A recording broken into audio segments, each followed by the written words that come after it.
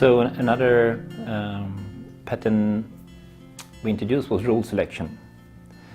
So at one point they were going to appoint new kind of chapter leaders, they call it, in a role.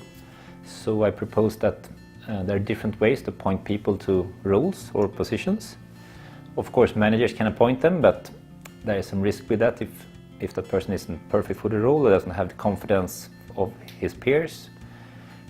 So we introduced the pattern of role selection, and that was really powerful. In the pattern, you actually share appreciations and or arguments for why that person would perform in that role, and that kind of is a really positive experience. So rather than it being a kind of very sensitive, intense experience, it's a really positive experience. And also the person being selected then knows he has the support of his peers or her peers to kind of take on that job.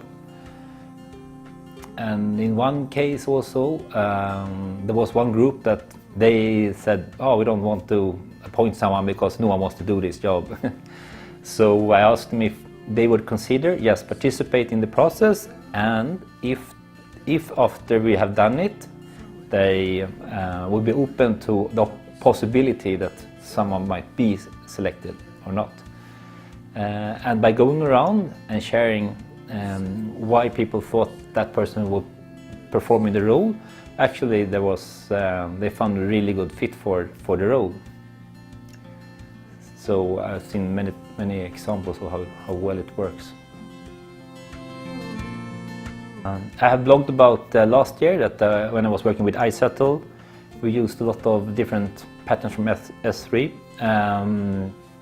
For example, we had this situation where people were hired to come into an organization, and there was this 6-month probation period before you actually get the fixed employment.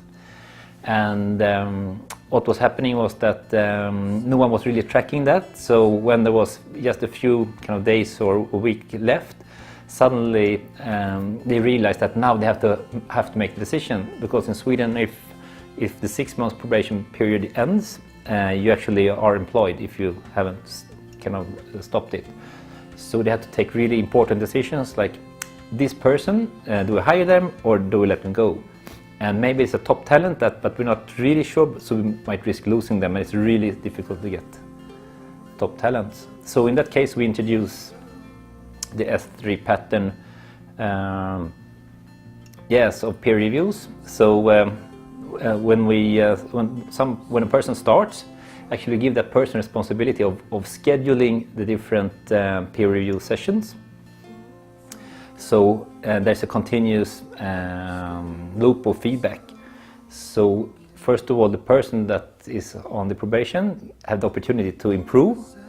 So there's no surprise if at the end the person doesn't get hired. And so it's kind of built into the system. And actually there was at that department there were 80 people and only one formal manager. And we had there was a leadership team that kind of did this, but it was kind of overwhelming. So one argument was that now we had to have formal managers to kind of track this process. But instead, using the S3 patterns and giving the responsibility to the new people coming in, they could manage it themselves and make sure that they get the feedback needed. And managers were invited to give feedback as well.